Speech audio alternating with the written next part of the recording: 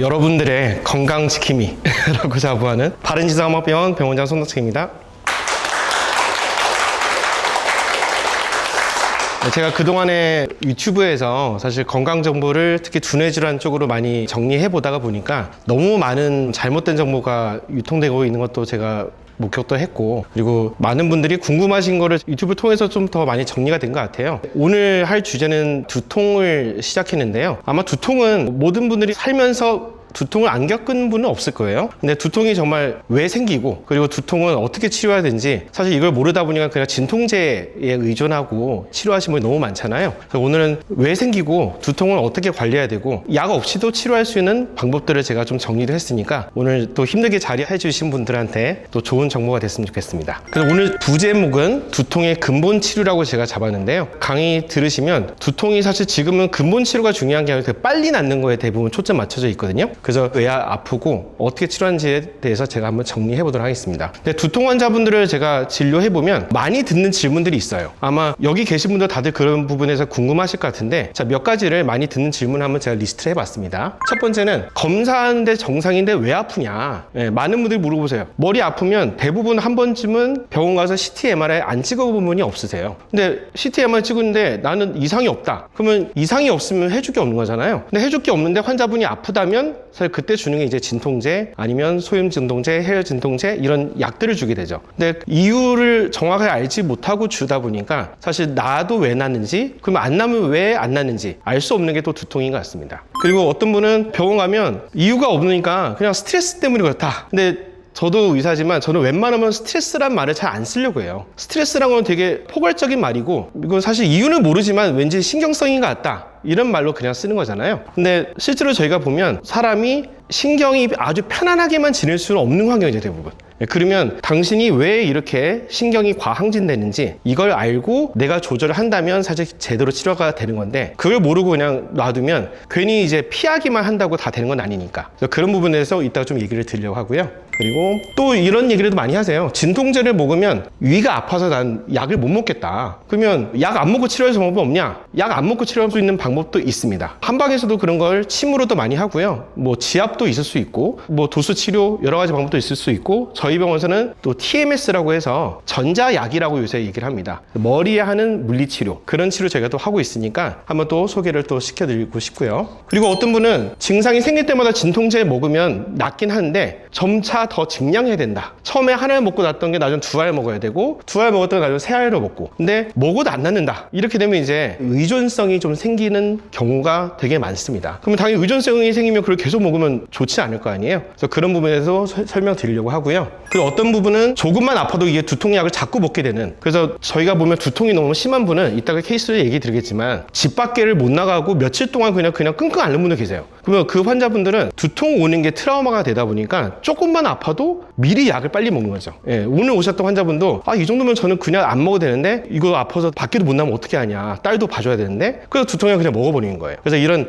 의존성이 오래되다 보면 트라우마, 불안 장애까지 오신 경우도 되게 많이 봤습니다. 그리고 뭐 지금 얘기한 대로 중요한 시험을 망칠까봐 자기가 두려워서 그래서 더 먹게 되는 경우도 있으시고요. 간혹가다 이제 오래된 환자분 이런 얘기 많이 하세요. 아파 죽겠는데 가족들이 멀쩡히 생겼는데 뭐 이렇게 아프냐, 그거 꾀병 아니냐. 심지어 저희는 두통을 6살 또 얼마 전에 왔었거든요. 6살 어린애가 뭐가 이렇게 스트레스 받고 네가 뭐가 힘들다고 머리 아프냐, 엄마가 이제 꾀병이라고만 얘기하고, 뭐 학교에서도 그렇게만 생각하는 거죠. 그러면 애는 꾀병만 부리는 애로 그냥 취급당하기 쉬운데, 그게 멀쩡한 건지 심리적인 부분만 있는 건지 사실 이게 심신의 병이 같이 겹친 거거든요. 그런 부분을 저희가 또 얘기를 한번 해드리고 싶고요. 그리고 또한 재미난 부분이, 두통 있는 분들 많은 분이 가족력이 있어요. 그러니까 엄마가 어려서도 아팠던 사람이 본인도 나중에 커서 두통이 잘 생겼다거나, 그리고 가족들이 아팠던 분이 자기도 그걸 물려받는, 이게 유전병이냐, 이런 것도 많이 물어보거든요. 근데 제가 해보니까 유전병은 유전 질환은 아니지만 유전적인 소인을 타고난 건 되게 많아요. 그래서 뭐 그런 경우도 있어요. 똑같은 상황에서 되게 과민하게, 그러니까 뭐 시험 앞두면 우리가 배 잘 아픈 경우가 있잖아요. 근데 알고 봤더니 내가 그런 게 아니고 우리 애도 어릴 때부터 그런 거죠. 그리고 부모님도 그런 경우 있고, 그래서 그런 기질적인 소인은 있는 경우가 되게 많습니다. 그래서 그런 부분이 왜 그렇게 되는지 오늘도 한번 얘기를 드리려고 합니다. 우선은 그러면 양방에서 어떻게 치료하는지 제가 한번 좀 설명드리려고 하는데요. 한번 인터넷 한번 찾아보시면 두통의 원인 하면 이렇게 나와 있어요. 1차성 두통, 2차성 두통. 그 1차성 두통에는 긴장성 두통, 편두통, 군말 두통. 이름도 되게 어렵죠? 근데 이게 정말 원인이냐? 긴장성 두통, 편두통하고 군말 두통은 두통의 한 양상일 뿐이지 두통의 원인을 얘기한 건 아니에요. 그래서 저도 학생 때 제가 되게 당황한 것 중에 하나 뭐냐면 1차성이 붙은 병이 되게 많아요. 1차성 고혈압 들어보셨나요? 1차성 고혈압은 뭐냐면 고혈압이 생기는 이유를 명확하지 않는데 생기는 고혈압을 1차성 고혈압을 해요. 보면 1차성이랑 붙은 질환이 영어로 하면 프라이머리라고 하거든요. 원래는 이게 근본적이라는 뜻인데 알고 봤더니 이게 근본적인 게 아니고 이유가 없는데 아니면 이유가 알 수가 없는데 이렇게 많이 생기는 질환을 그냥 묶어서 1차성이라고 붙이더라고요. 그래서 저도 이게 왜 1차성이야? 정확하게 얘기하면 이유 없는 두통이죠. 그러면 2차성 두통이 뭐냐? 2차성 두통은 이유가 있는 거예요. 2차성 두통의 이유가 대부분 어떤 거냐? 우리가 무서워하는 거예요. 뇌졸중으로 인한 거, 뇌종양, 아니면 수박염. 그러니까 뇌가 실제로 문제가 생겨서 생기는 두통은 우리가 2차성 두통이라고 합니다. 제가 방금 얘기한 대로 우리가 1차성 두통이라고 얘기하면 결국 이유가 명확하지 않는 두통인데 이 부분에 대해서 이유가 없다 보니까 결국은 대부분 진통제에 의존해서 치료를 하게 됩니다. 그리고 2차성 두통은 제가 한번 퍼센트를 한번 좀 썼는데요. 1차성 두통이 거의 99%입니다. 쉽게 해서 이유가 명확하게 있는 거는 1%밖에 없고 99%는 이유는 모르겠는데 당신이 아프니까 아픈 양상에 따라서 긴장성 두통, 편두통, 군말 두통 이렇게 붙여준 거예요. 그러면 이 세 가지가 정말 거기에 맞춰 치료하면 되냐? 이유가 명확하지 않다 보니까 치료도 불명확하고 그 약을 먹으면 안 나면 약을 늘릴 수밖에 없고 이런 악순환된 게 우리가 얘기하는 1차성 두통입니다. 그래서 저는 오늘 소개시켜 드리려고 하는 게 1차성 두통도 알고 보니까 이유가 다 규명이 될 수가 있어요. 그러면 당신이 두통이 생긴 이유는 이거고 당신이 생긴 게 이거고 거기에 맞춰서 치료도 다를 거고 약도 좀 다를 거고 그리고 약이 안 먹더라도 할 수 있는 또 치료들이 여러 가지 있을 거라서 오늘 한번 그런 부분에 대해서 설명을 드리고 싶습니다. 단 2차성 두통은 명확하니까 이거는 감별을 해놔야 되죠. 그래서 제가 이따가 어떤 경우는 주의해야 됩니다. 이것도 제가 한번 얘기 드릴게요. 그리고 이제 부위별로 두통을 이제 나누기도 해요. 양방에서 일반적으로 머리가 여기 보면 전체적으로 아프다. 뭐 너무 깨졌듯이 너무 엄청 머리 압이 차듯이 아프면 뇌출혈이라든지 뇌종양 이런 거 의심해야 된다고 하고 관자놀이 아프면 편두통, 미간 쪽이 아프면 부비동염, 비염으로 인한 두통, 그리고 뒷머리 아프면 후두신경통 이렇게 부위별로 있는데 꼭 이렇게 맞지 않습니다. 이 부위별로 나눈 것도 또 달라요. 어떤 데서는 이렇게도 나눠요. 긴장성 두통이라는 앞에 앞머리 주로 아프다. 그리고 편두통은 한쪽만 아프다. 그리고 군발성 두통은 눈 주변이 아프다. 이렇게 편의적으로는 구분하지만 꼭 그렇지 않습니다. 그럼 어떤 분은 두통이 오른쪽 생겼다 왼쪽 생겼다 이것도 편두통인가요? 그리고 어떤 사람은 옆머리만 아프지 않고 정수리도 아파요 같이. 그러면 이거는 편두통이에요? 긴장성 두통이에요? 그래서 부위로 나눈 거는 사실 제가 편의적인 거지 꼭 이렇게 되지 않고 참고만 될 수 있는 거죠. 해외 찾아보면 이런 내용도 있어요. 아까는 긴장성 두통이 앞머리라는데 정수리 쪽이 아픈 경우 그리고 뒷머리가 아픈 경우 긴장성 두통이라고 하고요. 후두신경통도 사실은 뒷머리가 아프지만 정수리나 옆머리도 아플 수도 있습니다. 그리고 뭐 편두통이나 군발성 두통은 이렇게 일반적으로 이렇게 표현을 하지만 그래서 아픈 양상이 환자분이 매번 똑같이 이렇게 아프지 않고 아픈 부위도 바뀔 수도 있고 이것만 가지고 이유를 알 수가 없다. 한번 제가 얘기 드린 거고요. 자, 그래서 두통의 적신호. 이거는 꼭 조심해야 될 거라고 얘기합니다. 제가 아까 99%는 위험한 병은 아니지만 1%인 경우, 이런 경우에 있을 때는 적색 경보니까 이거는 빨리 제가 병원을 가보시라고 합니다. 첫 번째가 갑작스럽게 평상시에 없었던 게 엄청 심각한 게 1분에서 몇 분 사이에 최고조로 아픈 증상이 갑자기 생겼다. 두 번째는 젊어서는 괜찮은데 나이 들어서 갑자기 생겼다. 근데 기존에 아팠던 건 좀 많이 다르다. 이런 경우. 그리고 세 번째는 갑자기 마비감이 생겼다. 의식이 뭔가 갑자기 오늘 아침에 오니까 남편이 나를 못 알아본다.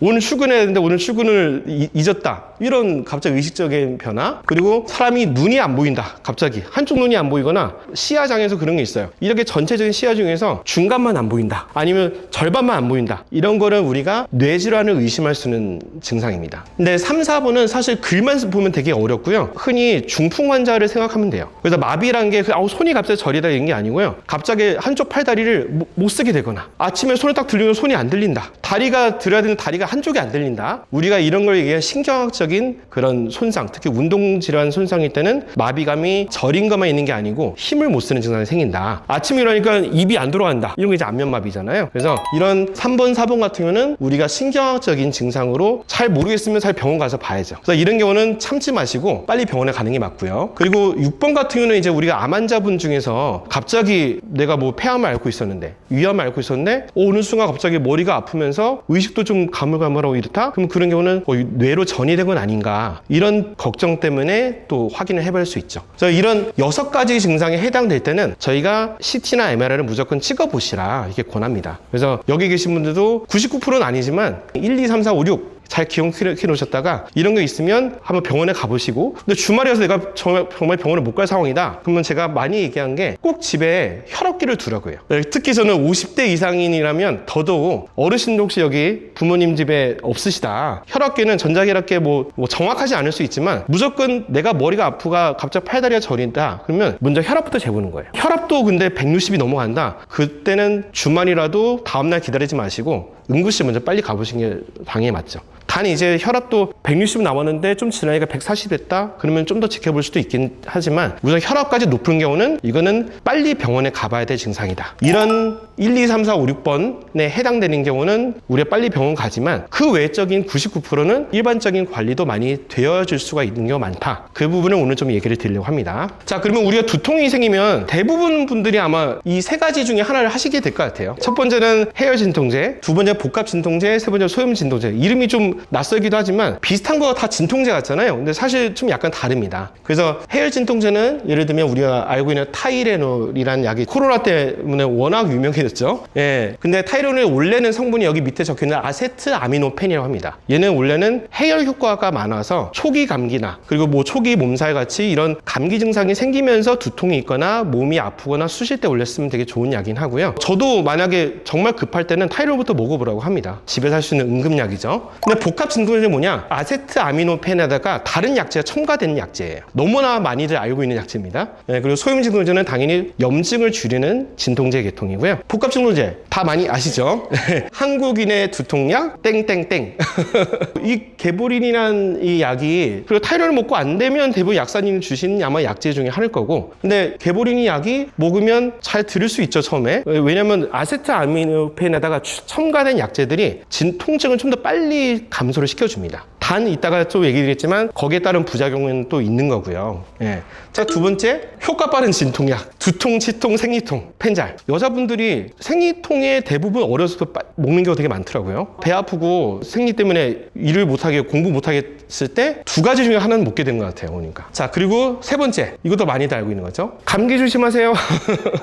네, 제가 어렸을 때부터 많이 들어요. 저희 어머님도 그 판피린을 어릴 때 꽤 드셨는데, 그 판피린은 성분을 찾아보면 아세트아미노펜에다가 뭐가 들어있냐면, 얘는 이제 항히스타민제라고 해서 알러지가 있다거나, 환자들 보면 판피린을 언제 많이 먹냐면 여기 감기 몸살 두통이잖아요. 원래는 감기 증상이 그러면 써야 되는데 어르신이 오늘 아침이라니까 몸이 찌뿌둥하고 귀찮고 머리 무겁다 그러면 이거 판피린 드시더라고요. 어르신 중에서 하루에 2-3병씩 드신 분이 있어요. 그리고 지난달에도 저희 병원에 오신 어르신 계시는데 두통을 그냥 한 5년 동안 앓고 있는데 본인 언니가 판피린 먹으면 좋다고, 자기도 피곤하면 좀 판피린 먹으면 좀 낫네. 그래서 외출할 때마다 드시고 오세요. 우리 병원 올 때도 이거 드시고 오세요. 그래서 이거 드시 마시라고 제가. 자, 왜 그 얘기를 하냐면, 그렇죠, 습관이 되는 게 무서운데 왜 습관이 되냐, 이게 중요한 거예요. 이 3가지 약에 다 공통적으로 카페인 무수물이라는 게 들어있어요. 이름이 뭐랑 비슷해요? 카페인이랑 비슷하죠. 카페인 무수물은 뭐냐면 카페인에서 물 분자를 뺀 거예요. 카페인 무수물은 일반 카페인보다 효과가 5배가 강합니다. 자, 근데 얘네들이 몇 g이 들어있냐? 50mg, 30mg 들어있거든요. 저는 여기 제약회사 디스하려고 한 건 아니고요. 네, 있는 걸 제가 팩트로 얘기하려고 하는데, 그럼 50mg면 쉽게 해서 50mg짜리 개보린 하나를 먹으면 250mg 카페인 효과를 내는 거예요. 자, 커피 한 잔의 카페인은 몇 mg일까요? 커피 한 잔이 대부분 100mg이라고 합니다. 그리고 한국인에 대해서 하루 카페인의 허용치가 일반적인 성인이 250mg이에요. 자, 그러면 개보린 하나를 먹으면 성인이 하루 흡수할 카페인을 다 흡수한 거예요. 그러면 커피 2잔 반을 마신 거잖아요. 얘는 2잔 반, 2잔 반, 얘는 1잔 반. 자, 그래서 어떤 분이 그런 질문을 하더라고요. 이거 진통제 먹을 때 잘 커피 마시면 효과 더 좋냐? 근데 실제로 제가 이게 지식인 찾아보면 그런 질문이 있어요. 커피 마시면 효과 더 좋대요. 왜냐면 이 아세트아미노펜의 효과보다도 카페인의 효과가 더 좋을 수 있는 거예요. 카페인의 효과 2가지예요. 하나는 진통을 좀 더 빨리 유도합니다. 그래서 통증을 좀 더 진정을 그냥 아세트아미노펜보다 더 빨리 안 아프게 해주는 효과 하나. 그 2번째가 안 좋은 효과. 약효가 떨어지면 다시 찾게 되는 효과가 있어요. 세 가지는 다 결국은 오래 복용하다 보면 다 의존성이 생기게 됩니다. 근데 생리통 환자분 볼 때 생리통 지수가 1단계부터 10단계가 있거든요. 1단계면 하루 복용하는 진통제 양으로 아주 이 정도를 감안하거든요. 어떤 여자분은 하루 열알을 복용하는 경우가 있어요. 하루 허용치 10배를 본 거예요. 그러면 나중에 이거를 끊을 수가 없죠. 왜냐면 그걸 먹어야지 들으니까. 그래서 사람들마다 이게 개보린 펜잘 파피린이 아까 얘기한 카페인 말고도 다른 성과가 다 다르거든요. 어떤 사람은 이게 더 잘 듣고 어떤 사람은 이게 더 잘 듣고 다 다르잖아요. 그래서 저희가 보면 외래로 두통으로 오신 분은 이미 얘네들을 다 섭렵한 분들이에요. 다 먹어봤고 자기 근데 이거를 처음에 하나 먹고 났는데 나중에 2알, 3알 먹어도 안 낫는다 해서 오신 분이 많으시고 아마 여기 계신 여성분도 다 아마 생리통을 다 드셔보셨겠죠. 예. 근데 먹어도 점점 안 드는다. 그럼 사실 그거는 아까 얘기한 카페인에 내가 이미 중독이 됐을 가능성이 되게 큽니다. 그래서 이거는 제가 오프 더 레코드로 얘기하면 카페인 무수물 참고로 어디에 또 있냐면요. 바카스, 비타500 우리가 자양강제제로 알고 있는데 다 카페인 무수물이 들어있어요. 왜냐면 카페인이라면 순간적으로 바짝하잖아요. 이름을 잘못 쓴 거 아니에요 이거는? 왜 자양강장제지? 자양강장제는 이거 먹고 내가 정말 힘이 나는 건데 반짝해준 거죠 그냥. 그래서 제가 제약회사 대표라면 카페인을 많이 넣을 것 같아요. 왜냐면 이거 넣으면 효과는 반짝 나는데 떨어지면 또 먹게 되고 예, 그래서 비타500도 제가 보면 10병씩 드신 분도 있더라고요. 먹으면 반짝하니까. 복합 진통제는 함부로 먹을 약은 아니에요. 그러면 다음 소염은 진통제는 우리가 알고 있는 것들 이것도 많습니다. 자, 맨 처음 브루펜. 어릴 때 이제 브루펜 시럽. 열날 때요. 브루펜하고 타이레놀은 달라요. 브루펜은 이부프로펜이라는 성분입니다. 이부프로펜은 참고로 우리가 원래 소염 진통제는 원래는 아스피린을 써야 돼요. 근데 아스피린은 전문 의약품이에요. 그래서 아스피린을 못 쓰니까 약국에서 이부프로펜이라는 거를 이제 잘 대신해서 쓰는 거거든요. 그래서 얘가 해열도 하는데 염증이 좀 더 좋은 거예요, 사실은요. 초기 감기는 타이레놀이 좋을 수 있지만 오래돼서 뭔가 어디가 뭐 편도가 붓는다 염증이 있을 때는 이거를 쓸 수도 있는 거죠. 근데 이것도 사실 함부로 쓸 건 아니죠. 자, 두 번째, 에드빌. 예, 에드빌은 타이레놀 그래서 다른 계통이에요. 많은 분들이 두통이 있으면 난 타이레놀 안 들고 나는 에드빌을 든다. 그러면 염증이 더 많은 상태인 거예요. 그래서 에드빌도 똑같이 이부프로펜입니다. 세 번째, 나프록센이라는 성분이 들어간 탁센이에요. 탁센도 드셔보신 분 있는지 모르겠습니다. 잘 보면 나중에 약국 가시면 이 순서대로 처방할 거예요. 처음에 타이레놀부터 복용했다가 개보린, 펜잘, 판피린, 브루펜 이거 다 섭렵해서 안 되신 분이 보니까 탁센까지 드시더라고요. 오늘 제가 오셨던 분도 탁센을 하루 4알 드셔야 돼요. 효과 안 들으니까. 자, 그러면 소염 진통제는 어떤 부작용이 있냐? 소염 진통제는 타이레놀하고 비슷한 것 같지만 제일 차이가 얘는 위장 장애가 있습니다. 위궤양 위염의 제일 큰 이유가 진통제를 많이 먹는 건데요. 특히 소염 진통제. 그래서 우리가 수술하시고 오신 분들도 진통제 오래 먹다 나중에 소화가 안 좋으신 분이 있거든요. 그런 경우는 저희가 진통제를 조절해서 드시라 하는데 소염 진통제는 그런 위장에 대한 부담이 될 수가 있고 또한 내성이 생길 수 있죠. 내성이 처음에는 몇 알 가지고 생기지 않지만 아까 장기간 복용하면 처음에 하나를 먹었다고 안 되니까 2알 먹어야 3알 먹어야 되고 항생제 내성이 있듯이 얘가 내성이 있습니다. 그래서 정리하면 저는 타이레놀은 필요하면 저는 드시라고 합니다. 근데 복합 진통제, 소염 진통제 정말 신중하게 먹어야 된다. 이거를 잘 기억하셨다가 여기 계신 분들, 자제분들, 가족분들, 손주가 생리통 얼마 안 되는데 자꾸 이런 거 먹으려고 한다. 처음부터 잡아야 되고요. 요새 애들 중학생들부터 공부 잘하려고 에너지 음료를 먹여요. 그리고 커피도 되게 빨리 먹거든요. 그러면 그 카페인을 빨리 섭취한 만큼 그 친구들은 이런 약 빨리 잘 안 듣겠죠. 남들보다. 그러면 자기가 정말 약을 필요할 때 약을 못 쓸 수 있는 거예요. 예전에 이거를 이게 이렇게 되는데 이거를 환자가 혼자서 자기가 마음대로 그냥 사서 먹을 수 있는 약인가. 특히 광고로 인해서 유행된 약인데 우리가 이미 이런 거에 다 젖어들었던 게 아닌가. 그래서 제가 오늘 더더욱 이런 강의를 더 제가 준비하게 됐습니다. 잘 기억해 두시고요. 자, 그러면 이걸로 안 되면 대부분 이제 전문 의약품은 뭐냐면 병원 가서 처방받은 약이죠. 병원 가서 처방하는 데는 대부분 이 분류 안에 들어갑니다. 그래서 뭐 트립탄제 계열, 베타 차단제라고 해서 얘는 원래는 심장을 진정시켜주는 약이거든요. 그래서 인데놀이라고 들어본 지 모르겠지만 공황장애라든지 불안장애, 심장이 너무 많이 뛴다, 긴장한다, 안정제로도 많이 주는 약이고요. 칼슘 채널 차단제도 이게 혈압약이 다 들어간 약입니다. 그리고 우리 항경련제라 해서 원래 간질에 썼던 약인데 너무 긴장된 사람한테는 경련을 억제시켜주는 약제로 항경련제를 저희가 또 처방해주기도 해요. 근데 이제 1세대 항전제는 간 손상이 많이 되다 보니까 이제 2세대로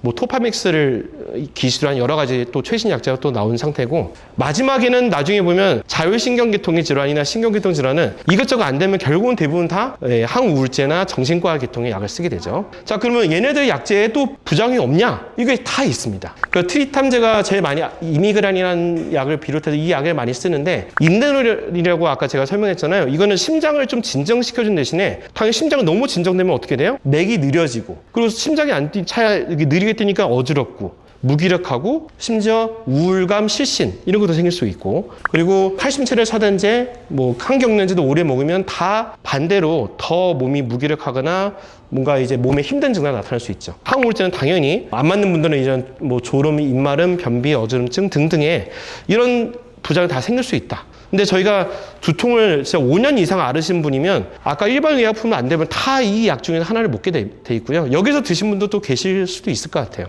근데 함부로 정말 먹을 건 아니겠다, 그런 생각이 들고요. 자, 그러면 약을 안 먹으면 아까 어떤 방법이 있냐? 요새 약 대신에 또 쓰는 방법입니다. 후두 신경 차단술이라고 해서 우리 이 뒷머리에서 신경이 올라가는 길에다가 여기다가 이게 주사로 치료를 하는 거예요. 그러면 주사로 이게 신경을 좀 일시적으로 약간 좀 진정시켜주고 마취시켜주는 역할을 좀 하는 거죠. 근데 이게 좀 무섭고 효과도 없고 막 그런 경우가 있으니까, 그럼 그걸로도 안 되면 최근에 많이 하는 보톡스도 많이 하더라고요. 보톡스는 성형에도 많이 쓰지만 얘가 원래 좀 신경을 죽여주는 역할을 좀 하는 거거든요. 그래서 예를 들어 보톡스 맞으면, 저희가 어떤 분은 얼굴이 많이 떨려서 보톡스 맞는다는 거, 그러면 얼굴이 근육이 축 처지게 돼요.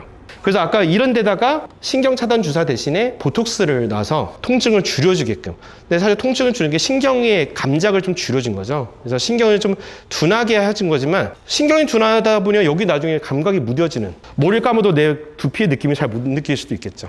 이런 분도 있으세요. 후두신경 감압술이라 해서 이 머리에 있는 가는 신경이 너무 많이 아프다 그러면 이 살을 째가지고 그 신경이 가는, 여기 보면 이런 길목을 넓혀주는 거예요. 이게 감압술이라고 불러줘서 일종의 수술이죠. 두피를 절개해서 하는 수술인데, 근데 이것을 해도 아프면 어떻게 해요? 후두신경 감압술 하면 뭐든지 수술하면 흉터가 남잖아요. 이따가 제가 설명, 긴장성 두통 같은 경우는 근육이 긴장된 거거든요. 긴장성 두통 환자한테 근육을 째가지고 흉터를 남았다 그러면 그 주변이 더 잘 아프게 됩니다. 그래서 저는 감압술까지 했는데 아파서 오신 분이 계세요. 너무 안타깝기도 하지만 이런 경우 침 맞아도 효과가 좀 잘 안 들어요. 이미 흉터가 있다 보니까. 뭐 저는 양방을 제가 필요할 때는 쓸 수도 있지만 이런 방법까지 무조건 써야 되는 건 아닌 것 같다라고 제가 얘기 드리고 싶고요. 자, 그래서 병원에서도 왜 이런 수술까지 하냐, 잘 안 나서 그래요. 우리가 진짜 거의 모든 사람들이 두통을 앓고 있지만 너무 쉬운 병이 같지만 정말 어려운 게 또 두통이고요. 저도 한의사로서 과거 치료해보면 50년 된 두통 환자들이 오세요. 본인이 이제 80 되셨는데 20, 30대부터 아팠던 거죠. 정말 어려워요, 사실. 한의사로서도 어려운데, 근데 그거를 진통제 주면 빨리 날 수도 있는 것 같지만 결국은 더 만성질환을 끌고 갔던 게 아닌가. 저는 오랜 아픈 환자들이 두통이 오래간 이유 중에 하나가 진통제 오남용이나 장기 복용이었던 것 같아요. 자, 그러면 이유가 뭘까? 제가 오늘 얘기 드리려는 사실 핵심이 두 가지예요. 이유가 있겠죠? 첫 번째는 한의학에서 이런 말이 있어요. 불통, 즉통. 들어보신 적이 있는지 모르겠지만, 자, 비유를 하면 제가 이 손을 계속 이렇게 누군가 이렇게 손목을 잡고 있다고 생각해요. 그럼 이거 오래 잡고 있으면 손끝이 저리죠. 그러면 손끝 저릴 때 우리가 손끝에다 피를 빼고 사혈하면 손끝이 저린 게 풀릴까요? 잠깐 풀리지. 얘를 눌리고 있는 걸 풀어줘야 되잖아요. 그죠? 그 우리 몸에서 어딘가 막혀서 순환이 안 될 곳은 막힌 곳을 찾아서 풀어주면 저린 것도 풀린 건데, 우리가 많은 경우는 얘를 찾지 않고 저린 곳만 보고 우리가 저리니까 자꾸 여기다 뭐 해주는 거죠. 예를 들면 그런 게 치료가 아니잖아요. 그게 이따가 얘기하면 대표적인 게 이 목이에요. 네, 목에서 머리로 혈관이 올라가는데 목에서 혈관이 막힌 걸 모르고 머리만 막 치료하는 거죠. 예를 들면 그러면 그게 아까 잘못된 치료를 하는 경우가 되게 많다. 그리고 두 번째는 외부 증상은 내면의 표현이다. 이게 한의학에서 저희가 갖고 있는 개념인데, 피부 질환도 속의 질환 문제라고 봅니다. 소화계 문제, 뭐 내부 왜 이유, 염증이 생긴 이유가 있는데 그런 거를 보지 않고 피부만 치료하면 당연히 피부 질환도 오래 가듯이 두통도 어딘가 속에 문제가 있는데 그걸 치료 안 하는 경우가 되게 많더라.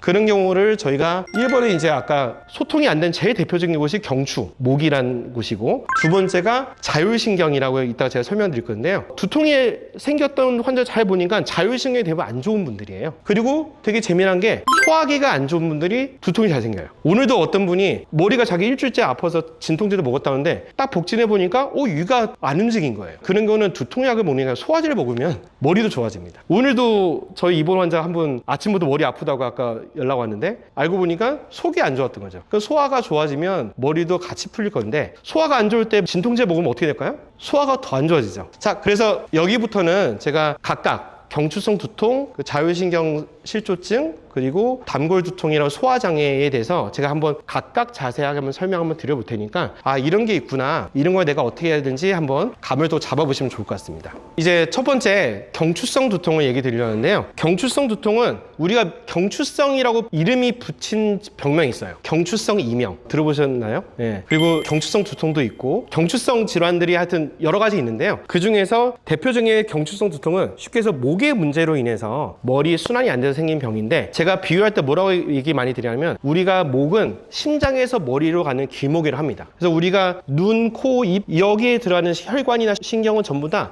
밑에서 이제 위에까지 올라가는 거죠. 대표적으로 우리가 심장에서 올라가는 혈관이 경동맥, 추골동맥 이렇게 앞뒤 동맥들이 있는데, 어딘가에 이렇게 눌려서 순환이 안 될 때는 이 부분이 눌릴 가능성이 되게 크다. 그래서 경추성 두통 환자분들은 대부분 목의 문제를 많이 호소합니다. 그래서 여기 그림에 쓴 것처럼 심장에서 올라가는 이 길목이 어딘가 막힌 거죠. 그래서 여기 보면 이제 다양한 혈관, 신경, 정맥, 동정맥 이렇게 흘러가는 게 보이는데요. 경추성 두통이라고 우리가 이름 붙이는 질환이 여러 가지 양상이 있어요. 첫 번째가 이제 긴장형 두통. 아까 제가 1차성 두통의 한 양상이죠. 긴장성 두통은 뭐냐면 특히 뒷덜미에, 뒷목에 있는 곳에 근육이 과긴장돼 가지고 머리에 있는 두피하고 머리로 가는 혈관들이 다 눌려서 생기는 증상들이 경추성 두통이라고 합니다. 어제도 한 분이 자기가 한 달 전부터 머리가 아프다고 했는데 고개를 이렇게 들지 못해요. 고개를 숙이지 못하고 너무 많이 딱딱하더라고요. 그래서 그분한테 여기만 치료해 줬더니 머리가 바로 좀 좋아졌다고. 이런 좀 신기한 즉흥적인 또 효과를 낼 수 있는 것이 경추성 긴장형 두통이라고 하는 질환이고요. 두 번째는 후두신경통. 이게 이름은 좀 낯설긴 하지만 한자로 표현하면 뒷머리에 있는 신경이 문제가 생기는 통증이고요. 아까 긴장성 두통은 근육으로 인한 건데, 후두신경통은 신경이 문제입니다. 그래서 머리로 가는 신경이 이렇게 여기 보면 여러 갈래로 이렇게 올라가는데, 신경 갈래가 뭔가 염증이 생길 정도로 과민해진 거예요. 그래서 이런 분의 특징은 손을 살살살살 비비기만 해도 아파요. 어떤 분은 지난주도 환자분이 자기 머리를 만지면 찌릿찌릿해 전기통화 같다, 이런 표현을 하신 분도 계셨어요. 자, 그리고 디스크로 인해서 두통이 생기는 거 있습니다. 그래서 특히 이제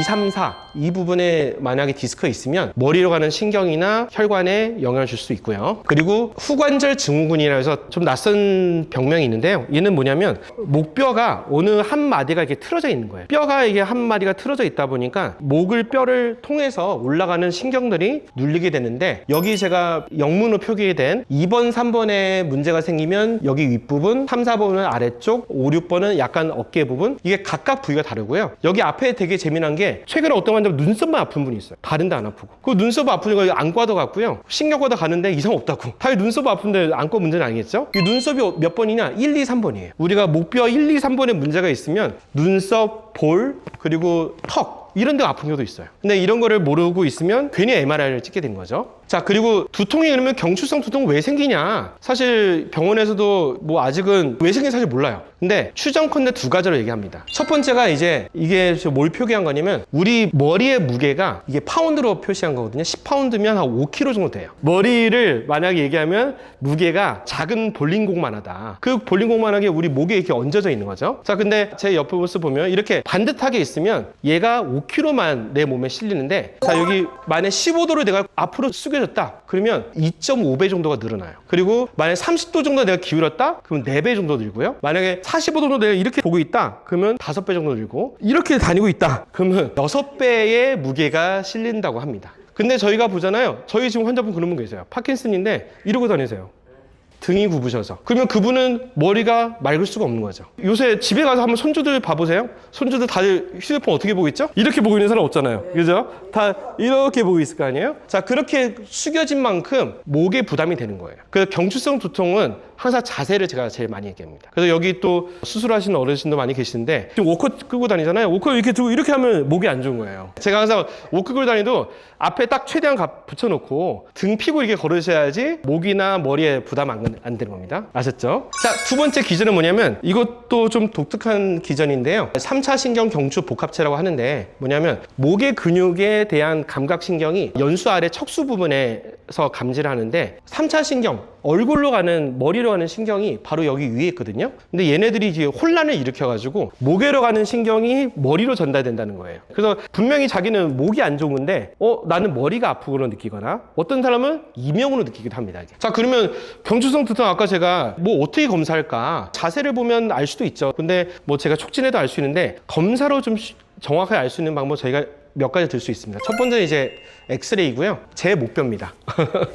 다행히 제 목뼈가 그래도 C자가 좀 있네요. 근데 많은 분들이 요새 찍어보면 경추가 일자목, 거북목, 반대로 역시자목도 있습니다. 그래서 이렇게 목이 어떻게 일자인지 아닌지를 판별하는 것도 경추성 두통 질환의 확인에 도움이 되고요. MRI 같은 것도 원래 찍을 수도 있지만 아까 디스크가 있는 경우가 아니라면 MRI 굳이 찍을 필요가 없는 거고 경추성 두통이 의심될 땐 때문에 머리 MRI 찍는 게 아니고 목 MRI 찍어야 됩니다. 그리고 저희는 이제 엑스레이 찍어보면 단순히 목뼈만 보는 게 아니고 이렇게 근육들도 볼 수가 있습니다. 어떤 분들은 여기 제가 표시한 게 지금 화면에 잘 보일지 모르겠지만 근육이 되게 투명하게 나와야 되는데 하얗게 석회화된 분도 있어요. 그런 부분도 저희가 치료를 해줘야 되는 부분이고요. 저희는 이제 또 엑스레이도 좀 약간 독특하게 찍어서 단순하게 이렇게 옆모습으로 찍는 게 아니고 최대한 굴곡을 많이 시켜주고 최대한 이렇게 펴줄 때 이 목뼈의 움직임 가지고 간격이 잘 벌어지는지 틀어진 곳은 없는지 저희가 확인할 때 또 쓰기도 합니다. 그래서 도수 운동 치료 하기 전에 목이 잘 숙여지는 각도, 일반적으로 우리가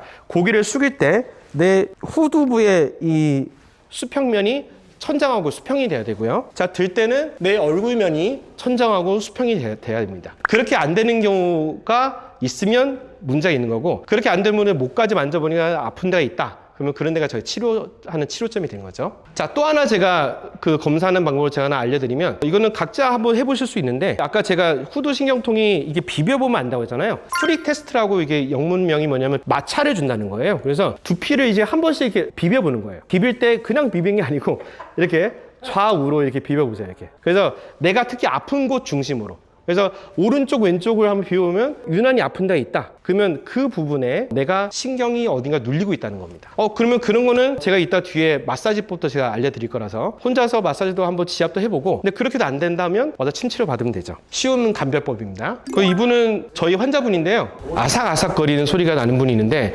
저도 처음에는 이런 게 있나 싶었더니 고개 돌려보던 모래 갈리가 사사삭 소리가 나는 환자 되게 많아요. 그걸 본인이 인지하는 경우도 있고 저희 의사들이 옆에서 보일 경우도 있는데, 사실 이분은 목이 소리가 나는 것 때문에 저희 병원에 오셨어요. 근데 알고 봤더니 이분도 목에 문제가 있어서 이렇게 소리가 난 거예요. 그래서 소리가 왜 나냐면 원래 근육이 되게 부드럽게 돌아가야 되겠는데요. 근육과 근육이 너무 딱딱해져가지고 이게 마찰된 겁니다. 기름칠이 필요한 건데 목에는 기름칠 못하니까 침으로 저희가 풀어주면 기름칠 잘 됩니다. 자, 그리고 치료는 저희 병원 같은 경우는 이렇게 약침, 그리고 부항치료 이런 걸로 저희가 하게 되고, 추나나 도수치료 저희가 하게 돼요. 보기만 해도 되게 편해 보이죠? 그래서 최대한 목을 편하게 잘 풀어주면 목 근육도 풀려서 경추성 두통도 잘 풀리게 되고요. 이게 저희가 도침이라고 제가 많이 놓는 침인데요. 이렇게 도침을 조금 굵은 침을 넣는데 얘가 특히 들어가면 사사삭 소리가 나면서 아까 뭉쳐있는 유착 등을 잘 풀어줍니다. 참고로 이 환자분은 여기 이 자국이 있죠? 이분이 아까 얘기한 감압술 받은 분이에요.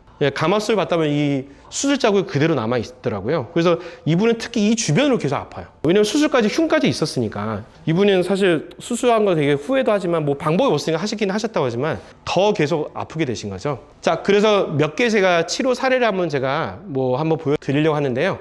이분이 이제 23년 12월 달에 저희 병원에 오신 45세 여성분인데 2달 전부터 뒷목과 머리가 너무 아파지고 오셨는데 병원 가서 아까 신경 차단 주사까지 맞으셨고 그래도 안 났는데 저희 병원 오니까 엑스레이 찍어보니까 이분이 이게 어떤 목이냐면 역시자라고 합니다. 원래 목은 이렇게 쏙 C자로 들어가야 되는데 이분은 앞으로 이제 꺾여 있죠. 주로 숙여서 뭔가 작업을 많이 하신 분한테 많이 생깁니다. 이분은 여기가 안 좋으시네요. 그리고 경추하고 머리 사이의 간격이 되게 좁아져 있으시네요 라고 보여서 이런 부분에 침 치료를 하고 뇌신경 도수도 하고 한약 처방도 했더니 이분이 딱 한 달 했는데 간격이 좀 넓어지고 역시자가 훨씬 더 개선되셨어요. 그리고 다음 분은 이제 작년 말에 오셨던 여성분이신데 이분은 두통하고 뒷목이 아프신 게 오래전부터 아프다가 3년 전부터는 너무 아파져서 여기 목에 닿기만 해도 뭐가 물건이 닿든지 버스 탄다고 뒤에 기대고 앉기만 해도 너무 아프다고, 그리고 머리도 항상 멍하고 찬바람을 쐬면 머리가 너무 무겁다고 말씀하셔가지고 저희 병원에 오셨는데 보니까 이미 편두통 약을 오래 드셨는데 먹어도 효과가 없어서 먹다 말다 이렇게 하셨고요.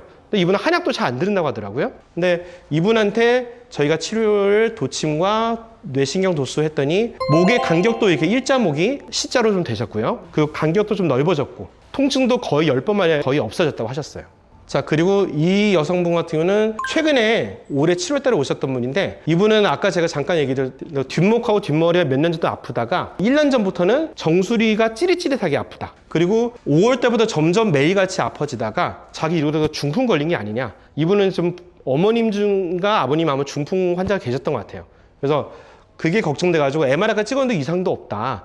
저희 병원 오셨는데 이분도 보니까 되게 일자목이 심하고 약간 거북목 경향이 있으셔서 거기에 대해서 치료해드렸더니 한 달 만에 거의 통증이 없어졌다. 진통제 안 먹어도 되겠다. 그래서 지금 2달 지나셨는데 지금 잘 지내고 계시고 계세요.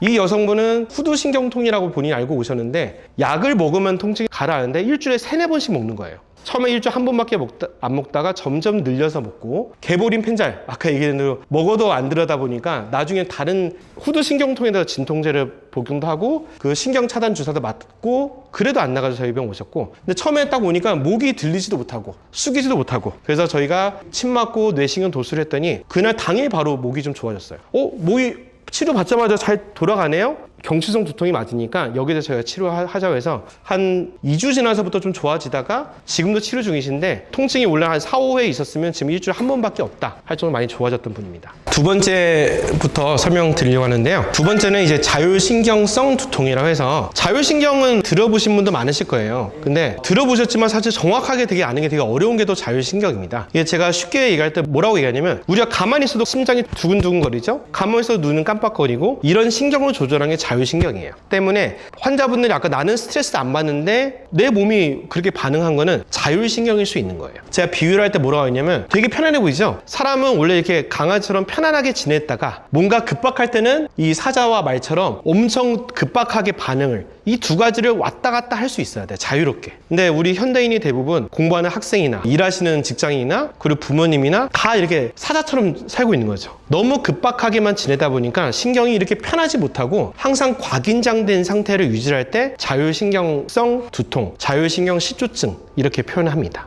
그래서 저는 간혹 얘기할 때 때로 이게 강아지, 고양이처럼 우리가 사람도 이렇게 편안하게 뒹굴뒹굴 즐기면서 이렇게 지내면 사람이 안 아플 텐데 사람이 그러지 못하다 보니까 결국 병이 더 오신 게 아닌가 싶고요. 자율신경은 재미난 게 머리부터 내장기까지 그리고 손끝부터 발끝까지 모든 혈관, 모든 장기의 움직임이 다 조절한 게 자율신경이에요. 그래서 자율신경에 문제가 생기면 전체의 병이 생깁니다. 자, 그래서 여기 보면 머리의 증상, 지금 제가 두통을 얘기하지만 두통에도 어지럼증, 저혈압, 불면증 뿐만 아니라 목, 어깨도 아프고 답답하고 손발 저리고 소화 안 되고 빈뇨, 긴장하면 소변 자주 긴장하면 배 아프고 그리고 다한증 이런 것도 다 포함된 게 자율신경 실조증이 합니다. 그래서 이 안에서 저는 5개 이상이 있으면 저는 자율신경 실조증이라고 부르기도 하거든요. 근데 대부분 저희 두통까지 오신 분은 엄청 많은 걸 갖고 있으세요. 그래서 저는 이런 경우는 두통만 치료한 게 아니고 자율신경 전체 치료해야 된다 얘기를 드리고요. 자율신경 문제 있을 때 두통이 특징적인 증상이에요. 이게 뭐냐면 시각 조짐이라고 들어본 적이 모르겠지만 갑자기 내 앞에 눈에 보이는 게 이렇게 보이는 거예요. 약간 번지듯이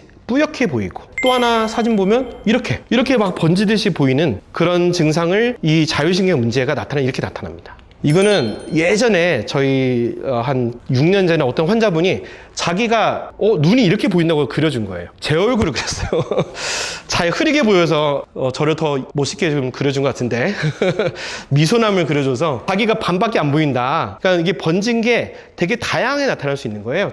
저도 찾아보면 교과서는 이렇게 표현을 많이 하지만 하여튼 뭔가 눈이 번지게 보이고요. 환자분 중에 특징은 누워서 딱 천장에 불이 있으면 불이 싫어서 이렇게 눈을 가리고 누우신 분이 되게 많아요. 그런 분은 대부분 자율신경이 긴장된 분이에요. 그래서 제가 그런 분들 보면 불빛을 직접 보면 막 눈이 더 부시게 느끼겠죠. 얘랑 좀 약간 비슷한 게 후각 자극 두통도 있어요. 뭐냐면 어떤 분이 향수 냄새만 맡으면 바로 머리 아픈 분이 있어요. 심지어 방향제가 천연적인 게 아니고 가공된 방향제만 맡으면 머리 아파서 그 어떤 분이 예전에 저희 한번 방향제를 병원에다 새로 설치했더니 이거 있으면 자기 병원 못 온다고 하신 분이 있어요. 저희 병원에. 이런 향은 자기 공간에 못 간다고. 그게 후각도 자율신경이 조절도 같이 하다 보니까 후각신경이 과민해진 거예요. 이런 특이한 증상이 있고요. 자, 군발성 두통이라고 자율신경의 양상 중 이런 것도 있어요. 이게 뭐냐면 한쪽 눈만 엄청 아프면서 눈 주변이 콧물도 나고 눈물도 나고 눈이 안 떠지는 거예요. 예, 그래서 이게 군발성 두통도 자율신경, 특히 3차 신경의 문제로 하고요. 또 자율신경의 양상이 편두통도 있습니다. 편두통이라는 것도 사실은 이유는 모르잖아요. 근데 저희가 보니까 자율신경의 문제로 나타나는 경우가 되게 많아요. 실제로 편두통의 증상을 이렇게 쭉 나열한 거거든요. 두통 말고도 어지럼증, 미식거리고 구토하고 하품나고 뻣뻣하고 변비에 여기 보면 소리 민감하고 냄새 민감하고 빛에 민감하고 이런 증상들이 다 종합적으로 나타나는 게 편두통이라고 하는데 이 양상을 보면 딱 자율신경의 양상이죠. 그 자율신경의 양상으로 두통 아픈 분은 아까 진통제 먹으면 안 돼요. 더더욱 안 됩니다. 이런 분은. 왜냐면 소화기가 약하기 때문에 진통제 많이 먹으면 분명히 탈이 나고 못 먹는 사람은 되게 많습니다. 자, 또 하나 박동성 두통이라고 들어본 적 있는지 모르겠어요. 뭐냐면 머리가 아픈 게 규칙적으로 아픈 거예요. 근데 이게 그러면 이 규칙적이 어떻게 규칙적이냐? 제가 감별할 때 자기 심장에 손을 올리라고 해요. 심장에 손을 올려서 심장 뛰는 맥박과 같은 패턴으로 두통이 생기는 경우가 이제 박동성 두통이라고 하고, 어떤 분은 심장 뛰는 거와 같이 귀도 울리기도 하고, 예, 이런 경우는 박동성이라는 이름을 붙입니다. 자, 그래서 자율신경이 안 좋으면 당연히 병원 가면 이런 검사를 합니다. 일단 MR을 찍어 보자고 할 수도 있고 뇌파 검사를 할 수 있고, 심지어는 이제 뇌수막염이라든지 이런 걸 볼 때는 척수 검사를 하기도 하는데요. 이런 검사도 당연히 안 나와요. 자, 그래서 그럼 환자분들이 자율신경이 왜 안 나와요? 머리부터 신경이 다 문제 있는데, 자, 비유를 할 때는 우리가 이제 휴대폰이 만약에 고장 났는데 휴대폰 안에 배터리가 문제 있으면 이걸 수리하면 되겠죠. 그럼 이걸 열어서 검사하면 나와요. 근데 만약에 내가 프로그램을 너무 많이 썼어요. 어플을 내가 너무 많이 써서 얘가 다운됐어요. 그런 경우는 뜯어서 고치면 나올까요? 뜯어서 고치면 안 나오죠. 왜냐면 자율신경은 기계 부품의 문제가 아니고 소프트웨어의 문제라고 합니다, 저는. 그래서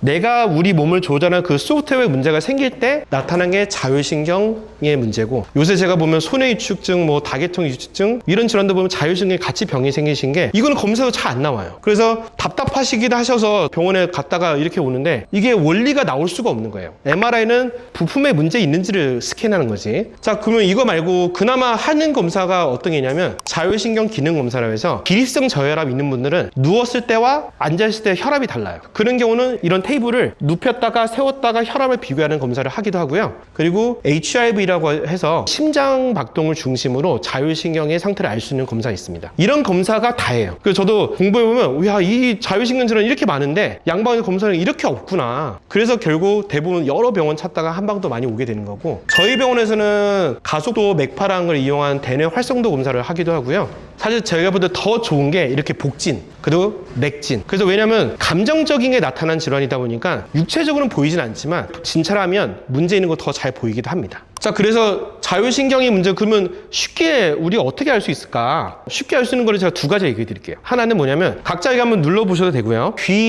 귀에서 아래쪽으로 쭉 내려가면 이 중심선에 여기 보면 있는 게 노란색으로 보기엔 자율신경이에요. 자율신경은 다 척추 따라 있거든요. 그래서 등을 따라서 목을 따라서 제일 많이 분비되는데 목은 뒷목에 없고요, 옆에 있습니다. 그래서 이 옆목을 한번 눌러봐서 귀에서부터 쭉 눌러봐서 내가 아픈 부분이 있는지 없는지. 자율신경이 되게 건강하고 좋은 분은 여기 눌러도 안 아파야 돼요. 근데 여기 눌러보니까 유난히 아픈 곳이 있다. 그러면 그 해당되는 자율신경 문제 있는 게 되게 쉬워요. 왼쪽 두통 있는 사람은 다 여기가 대부분 아픈 게 되게 많습니다. 그래서 여기를 우선 확인한 게 하나고요. 자, 두 번째, 한방에 전중혈이라는 게 있어요. 전중혈은 뭐냐면 가슴 사이, 중심선에서 가슴 높이의 사이에 혈이 하나 있는데 이 혈자리가 정상인 사람은 눌러도 안 아파야 돼요. 그래서 우리가 화병이 있으면 막 가슴 답답해서 치는 곳이죠. 근데 이 자율신경이 조금 안 좋아지면 눌러보면 살살 누르면 아파져요. 심해지면 살살만 눌러도 엄청 아파요. 더 심해지면 안 눌러도 아파요. 오늘도 어떤 분이 자기 가슴 답답해서 터질 것 같다고 오늘 저한테 얘기하셨는데, 이거 자율신경이 심하면 이 혈자리가 과민해집니다. 그래서 한의학에서는 전중을 심장의 상태를 확인하는 혈자리를 하거든요. 그래서 여러분들도 방금 목, 가슴 이 부분을 한번 눌러봐서 내가 아프다. 그러면 그거는 가까운 한의원이나 저희 병원에 나와서 한의학적인 치료하면 되게 좋아질 수 있는 자리입니다. 자, 그러면 자율신경의 치료 때는 어떤 걸 하냐? 한의학적인 치료도 저희가 있는데 저희가 요새 많이 하는 게 TMS라고 합니다. 저희 병원에 혹시 오셨던 분은 TMS라는 걸 보셨을 텐데요.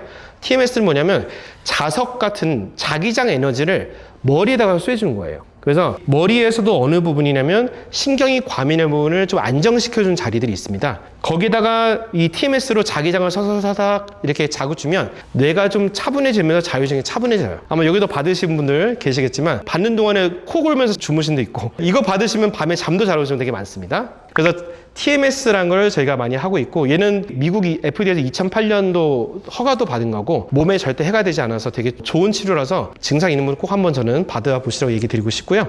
그리고 저희 병원에서 뇌신경 도수 치료를 해서 CST라고 저희 합니다. 이게 2개 청골요법인데 목 주변에 있는 근육, 여기 제가 아까 얘기한 그 자율신경이 지나가는 이 자리를 여기부터 해서 머리까지 이게 손으로 저희가 풀어준 거죠. 도수 치료도 할 수 있고 추나로도 할 수 있고 이 부분을 저희가 수기 치료를 하는 거예요. 자율신경이 약한 분 대부분 예민한 분이 되게 많아요. 침물 맞으면 너무 아파하시는 분 많으신데 이 두 가지 다 아프지도 않고 되게 안전한 방법이니까 충분히 고려해 볼 수 있는 치료라고 생각하고요. 물론 이제 잘 맞는 분이나 그러면 저는 이렇게 도침, 아까 얘기하는 이 자리에다가 침을 직접 놓기도 합니다. 그리고 도침이 진동을 준 골침도라고 해서 아까 TMS 하는 그런 자리에다가 자극을 줘도 진동을 주면 뇌신경이 더 빨리 안정이 됩니다. 자, 몇 개 제가 한번 예시를 한번 드려볼게요.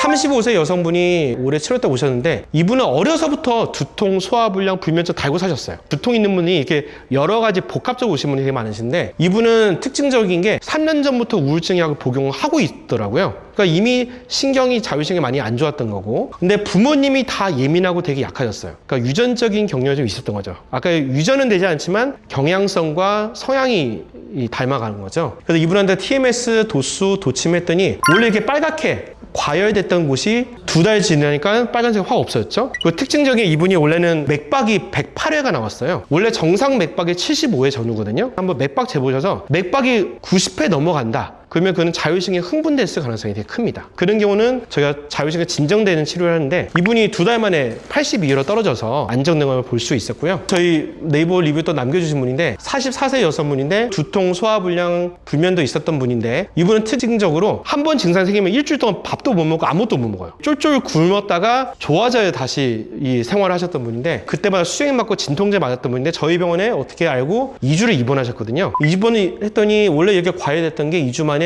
많이 줄어들었고 본인도 되게 편해져서 일상생활 다시 하기 좋아졌다고 말씀하셨던 분이 계셨고 그 이분은 좀 특이했던 분인데요. 여기 혹시 뭐가 보이시나 모르겠어요.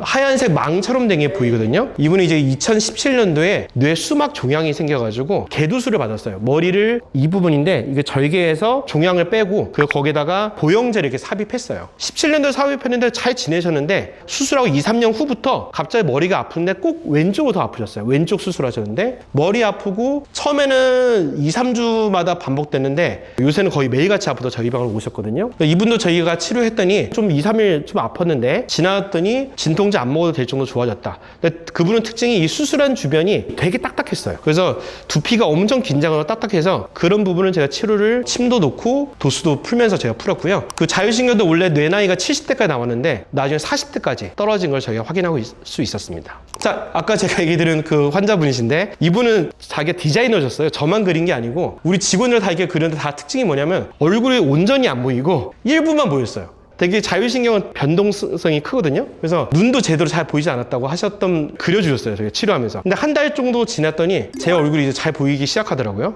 잘 보이기 시작하니까 안 보이는 게 더 나은 것 같은데 저는.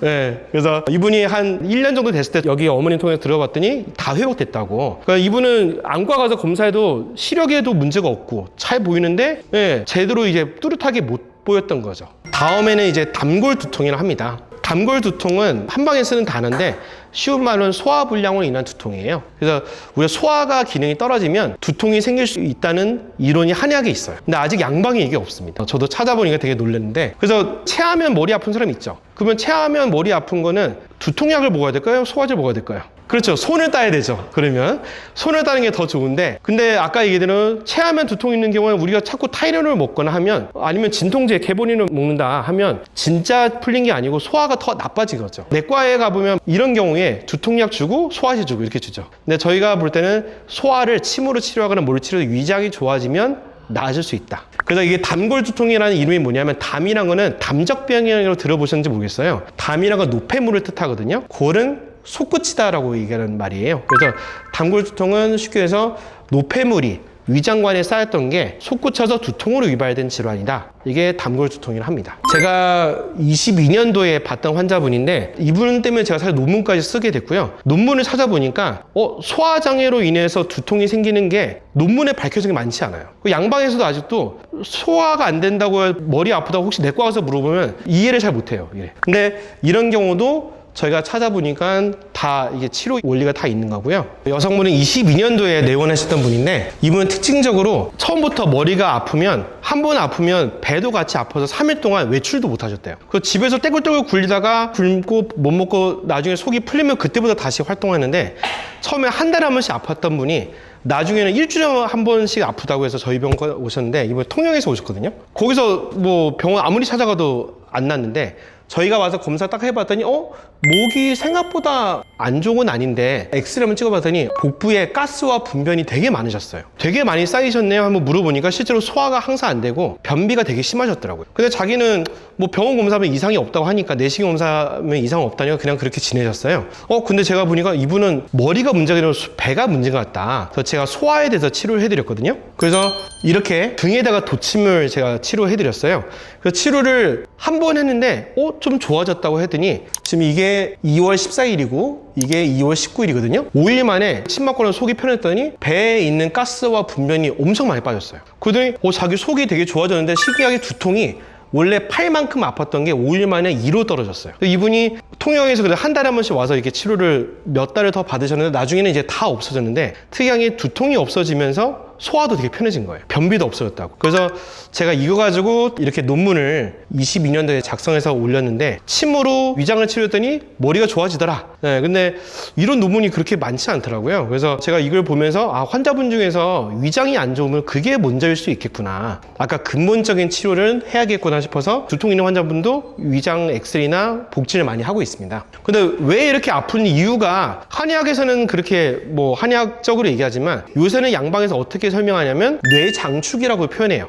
이게 무슨 말이냐면 장하고 뇌하고 연결됐단 말이에요. 그래서 특히 장의 점막이 많이 약해지면 불순물이 장을 통해서 흡수가 돼가지고 그게 혈류를 타고 뇌까지 간다. 그래서 소화불량이 만성적으로 있는 분들이 나중에 두통을 가기도 쉽고, 이런 분들은 뭐 뇌 기능이 저하돼서 파킨슨, 치매 이런 질환 더 오기 쉽다. 이런 개념이 뇌장축이라고 합니다. 그러면 담골두통, 소화불량으로 인한 두통은 우리가 일반적으로 일상적으로는 이렇게 두 가지 경우에서 볼 수가 있거든요. 첫 번째는 이제 편두통 환자. 그래서 편두통 환자가 원래 전국이라고 한 게 있어요. 아까 증상이 생기면 전체적으로 증상이 생기는데, 꼭 두통이 생기기 전에 먼저 이렇게 식욕부진, 변비, 소화불량을 호소하다가 두통이 오는 경우가 있습니다. 그래서 편두통의 전국이 해당되는 분도 결국 우리가 담골두통에 해당된다고 할 수 있겠고요. 그리고 잦은 멀미하는 사람이 있습니다. 그래서 제가 아까 어려서부터 머리가 잘 아픈 사람이 있는데, 혹시 애들 중에서 어려서부터 차만 타면 멀미하고 차만 타면 졸려하고 힘들어한다, 그러면 위장 기능이 어려서 약해서 가능성이 커요. 그래서 제가 멀미를 너무 가볍게 보지 말라고 해요. 대부분 우리가 멀미 생기면 멀미 약 먹으면 된다고 생각하지만, 어릴 때 멀미 있는 친구를 잘 치료해야지 밥도 잘 먹고 키도 잘 큽니다. 실제로 예를 보여드릴게요. 작년에 12살 캐나다에서 온 여학생이 있었는데, 이 친구가 저한테 올 때 이 친구가 배 아프고 머리가 잘 아픈데, 그게 특징적으로 멀미도 자주 있다고 해요. 그래서 캐나다에서 한국까지 오니까 비행기 타고도 멀미하고, 한국에서 돌아다녀도 멀미하고, 근데 배 아프면서부터 밥을 안 먹히니까 애가 키도 잘 안 컸던 거죠. 그래서 이 친구한테 제가 이거 위장 보관 한약을 한번 써보자. 한 달 먹고 났더니 배 아픔도 없어지고 멀미도 없어졌어요. 그러면서 밥이 잘 먹히니까 키도 부쩍 더 컸고. 그래서 저희가 많이 얘기한 게, 위장이 약한 게 치료를 안 해주면 애들 같은 경우는 성장 장애도 올 수가 있으니까 이걸 꼭 봐줘야 된다고 얘기를 하고요. 그 애들 중에서 복통이 잘 오는 애들도 있습니다. 아까 제가 예시를 들었지만, 배가 아픈데 학교 못 가고, 머리 아픈데 학교 못 가고, 그럼 이게 꾀병인가? 꾀병이 아니다는 거죠, 이게. 실제로 6살 여자인데 올해 3월 달에 왔거든요. 이 친구는 3월 초 개학할 때부터 배가 아프고 머리가 아파서 학교가 못 가요. 너무 많았던 거예요. 그래서 제가 머리 아프지만 제가 엑스 찍어보자고 했더니, 여기 검은색이 가스고 이렇게 회색으로 보이는 게 변이거든요. 이 친구가 꽉 차 있었던 거예요. 그래서 이거 소화에 문제가 같다고 해서 위장약을 제가 좋아지는 한약을 2달을 먹였더니 2달 만에 거의 3분의 2 이상 빠져가지고 한약 먹고 한 달도 안 된 상태에서 배가 이제 안 아프기 시작하고 배가 안 아프니까 머리도 안 아팠던 거죠. 근데 이 친구가 되게 재미난 게 3월 초잖아요. 혹시 이제 나중에 어린 친구들이 학기 초에 아픈 애들이 있어요. 그래서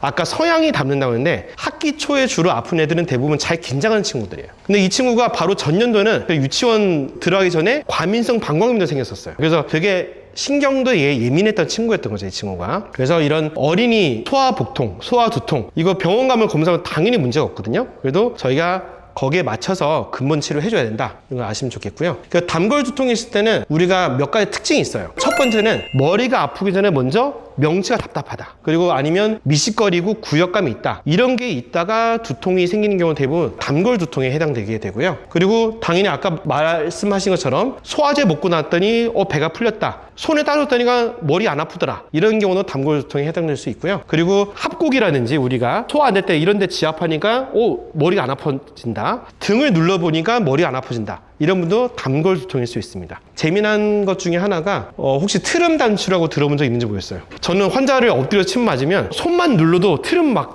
나오신 분이 있어요. 네, 이게 실제로 책에 나와져 있는 내용인데 등이나 허리 부분에서 특정 부분을 딱 누르니까 트림이 계속 나오신 분다. 이런 분이 대부분 단골 두통을 갖고 있는 분이에요. 그런 곳은 저희가 대부분 침으로도 치료하고 부항도 하고 아까 도수나 마사지도 하고 이렇게 여기를 풀어주면 속도 좋아지고 머리도 좋아지는 경우가 되게 많습니다. 그래서 저희가 한의학적으로 치료할 때는 이렇게 단골 두통은 위장을 이렇게 치료를 할 수 있지만 위장을 조절하는 신경이 척추에 있다 보니까 척추에다 대부분 침을 놓습니다. 배에다 놓는 것보다도 척추에 침을 놓거나 약침을 놓거나 부항을 해서 치료하고 이렇게 내장기 도수를 치료하거나 내장기 마사지 해주면 도움이 될 수 있다. 그리고 한약도 처방도 할 수 있고요. 케이스를 한번 제가 보여드리면 작년 초에 오시던 48세 여성분인데 엄청 스트레스 받고 나서 배가 너무 아파가는데 머리도 같이 아프셔서 출근을 못 하셨어요. 이분이 안 되겠다 해서 저희 병원 왔다가 자기 입원을 해야 되겠다, 생활을 못 하겠다고 했는데 엑스레이 딱 찍어보니까 가스가 엄청 차 있으셨어요. 근데 이분이 재미난 게 침을 놓고 나서 제가 1시간 있다가 다시 한번 찍었거든요. 1시간 만에 가스가 반은 빠졌어요. 그래서 우리가 침 치료는 되게 장점이 즉흥적이고 즉각적이거든요. 그래서 안 좋았던 소화 기능이 바로 좀 좋아지셔가지고 일주일 정도 입원하시고 나서 거의 완쾌돼서 퇴원하셨던 분이십니다. 이 여성분은 이제 올해 5월 달에 오신 분인데 31살이신데 20년 넘게 머리가 아팠다고 해요. 그러면 10살부터 아팠다는 거잖아요. 근데 특징적으로 조금만 신경 쓰면 머리도 아프지만 복통도 같이 와가지고 배가 아플 때 할 수 없이 진통제, 탁센까지 먹어서 좋아지긴 하는데 점점 먹는 양이 늘어서 4알까지 먹어야 됐던 분이셨고, 근데 이분은 특징적으로 어머님, 형제들이 다 아프세요. 자기가 좋아지면 아마 가족 다 와야 되겠다고 얘기하셨는데 그분도 엑스레이 찍어보니까 가스가 엄청 많으셨어요. 근데 이분은 도침, 내장기 도수, 한약을 복용했더니 10번 만에 거의 많이 없어지셔서 지금은 이제 시간이 안 돼 출근하셔서 이제 한약만 복용하면서 관리하고 있으신데 이렇게 바로바로 풀릴 수 있다. 이런 걸 알 수 있고요. 자, 오늘 얘기 드린 걸 정리하면 우리가 아까 1차성 두통이라고 원인이 없는 두통이 아니고 결국은 대부분 이 3가지에 다 해당됩니다. 첫 번째가 경추의 문제, 두 번째가 자율신경의 문제, 세 번째가 소화기의 문제. 그래서 이 3가지만 적절하게 잘 치료하면 분명히 두통의 원인을 치료할 수 있다고 한 게 오늘 제 강의의 핵심이고요. 몇 가지 관리 팁을 알려드리려고 해요. 일반적으로 두통이 있을 때 비비는 방법도 있는데 정확하게 알고 치료해야 되거든요. 머리 두통을 빨리 풀릴 수 있는 포인트를 몇 군데를 제가 소개시켜 드리려고 합니다. 첫 번째가 이제 태양혈인데요. 태양혈은 어떻게 잡냐면 자기의 눈썹 끝에 단에서 한 마디 정도 바깥쪽으로 나가면 여기서부터 시작해서 이 뒤를 눌러 봤을 때 아픈 부분이 있으면 거기가 치료점이에요. 그래서 저희가 태양열이라고 하는 원래는 이 부분인데 꼭 거기에 구애받지 마시고 눈썹 끝에서 뒤로 넘어가서 아픈 부분이 있다. 여기가 아프다. 그러면 이 지점에서 막 비비는 게 아니고요. 좌우로 이렇게 비비는 게 좋아요. 예. 그래서 이렇게 여기가 아프다면 이렇게 한 10초 정도 비볐다가 쉬었다가 10초 정도 비볐다가 쉬었다가 그러면 여기만 풀려도 자율신경도 좋아지고요. 그래서 이 태양혈이라는 자리를 꼭 좀 저는 기억하시라고 얘기하고 싶고요. 두 번째 풍지혈이라는 게 있습니다. 귀 볼에서 한 마디 정도 올라가면 뼈가 하나 만져질 거예요. 이렇게 튀어나온 뼈가 있습니다. 약간 이게 밑으로 이렇게 뾰족하거든요. 뾰족한 이 뼈의 바로 뒷부분 한 마디나 두 마디 정도 뒤에 넘어가면 이 부분을 눌러보면 여기도 아픈 부분이 있어요. 여기도 좌우로 눌러주면 더 좋아요. 왼쪽으로 비교해 볼 수 있죠? 자, 약간 돌아가서 왼쪽.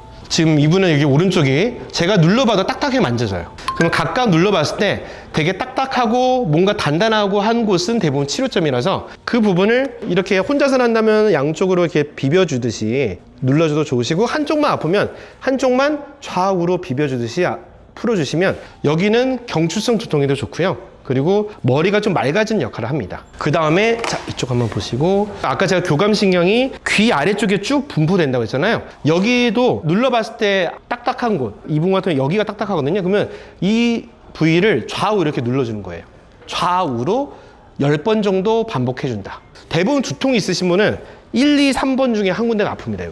그래서 여기 위에서부터 시작해서 한 마디, 두 마디, 세 마디, 네 마디 뼈를 이렇게 타고 내려서 만질 수 있거든요. 그 부위를 찾아서 정확하게 여기가 아프다. 그러면 이 자리에서 좌우로 비벼봅니다. 이렇게 해주면 교감신경 마사지라고 제가 명명을 하고 있고요. 네 번째는 이제 CST 이완법이라 해서, 잠깐 여기 누워볼게요. CST 치료라고 아까 제가 뇌신경 도수라고 표현했는데, 머리를 좀 이렇게 이완을 시켜주는 방법 중에 하나가 목뼈하고 머리뼈를 잘 이완만 시켜줘도 머리가 맑아진다는 개념이 있거든요. 그럴 때 쓰는 지압법인데, 손을 한번 머리를 얹어줘서 목에서부터 약간 위로 만져보면 여기가 이제 목하고 머리 사이예요.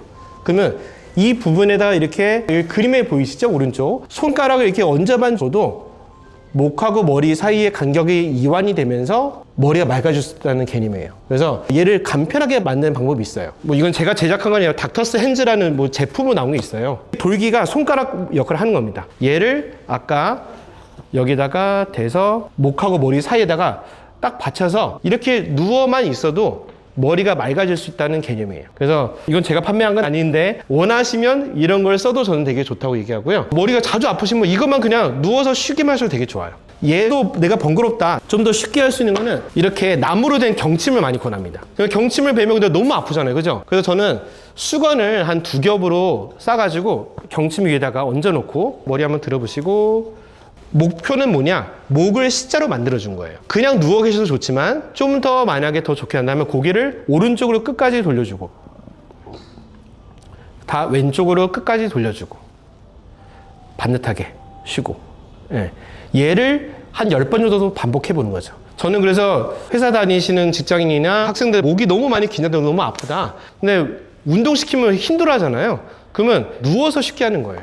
그래서 그냥 여기 눕힌 상태에서 이렇게 고개를 좌우로 편하게 좀 돌려주고, 이거 한 10번 하고 나서 그냥 그대로 누우시면 잠도 잘 옵니다. 그러니까 잠이 안 오신 분들도 이렇게만 하셔도 잠도 잘 오실 거고, 하고 나면 목도 되게 편할 거고, 그러니까 역시자인 분은 이거 되지도 못해요.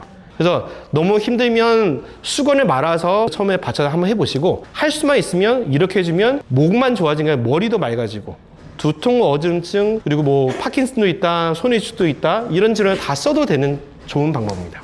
마지막으로 제가 약차를 몇 개 설명드리려고 해요. 저는 환자분한테 한약도 많이 권하지만 사실 한약을 부담스럽기도 할 수도 있고 상황이 또 안 될 수가 있는 경우는 차를 잘 마셔도 본인한테 되게 도움이 되거든요. 그러면 제가 몇 가지 좋은 차를 알려드릴게요. 첫 번째가, 자 이거 보시면 뭔지 아시겠죠? 생강차. 생강차 대부분 우리가 감기 증상이 있을 때 먹기도 하잖아요. 근데 생강 원래 위장 기능 활성화 되게 좋습니다. 나는 자주 체하고 체하기만 하면 머리 아파, 이런 분들은 생강차 평상시에 자주 마시거나 속이 약간 안 좋을 때 생강을 드시면 더 좋으실 거고요. 두 번째, 페퍼민트 박하차로 합니다. 그래서 박하차는 어떤 분한테 특히 좋냐면 머리에 열이 많은 분, 뭐만 하면 머리에 열이 잘 오르거나 머리가 잘 무거운 분들은 이 박하가 들어간 거를 드시면 되게 좋아서 저는 커피 대신에 이 박하를 우려놓고 자주 드시라고 해요. 자, 세 번째, 천마 들어보셨을 거예요. 천마가 어증증이 되게 좋다고 얘기를 많이 하는데 연구해보더니 실제로 뇌신경 보호 효과가 좋다고 해요. 그래서 천마를 저는 한약재로도 많이 쓰거든요. 머리가 맑지 않다, 브레인 포구가 있다,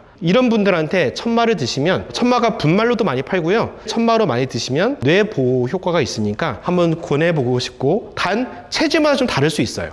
그래서 만약에 치료받고 계신 원장님한테 내 체질 뭐가 더 좋아요? 이렇게 물어보셔서 내 체질에 맞춰서 드시면 더 좋을 것 같습니다. 그리고 저는 예방약으로 환자도 많이 권해드리는데, 환자분들이 예방약으로 타이레놀 이런 약을 먹다가 결국은 인대놀이라는 뭐 베타 차단제, 항불안제 이런 걸 먹게 되는데, 사실 제가 볼 때는 한방 인대놀이라고 표현도 해요. 우황청심환의 역할이 원래 심장을 진정시켜 준 거예요.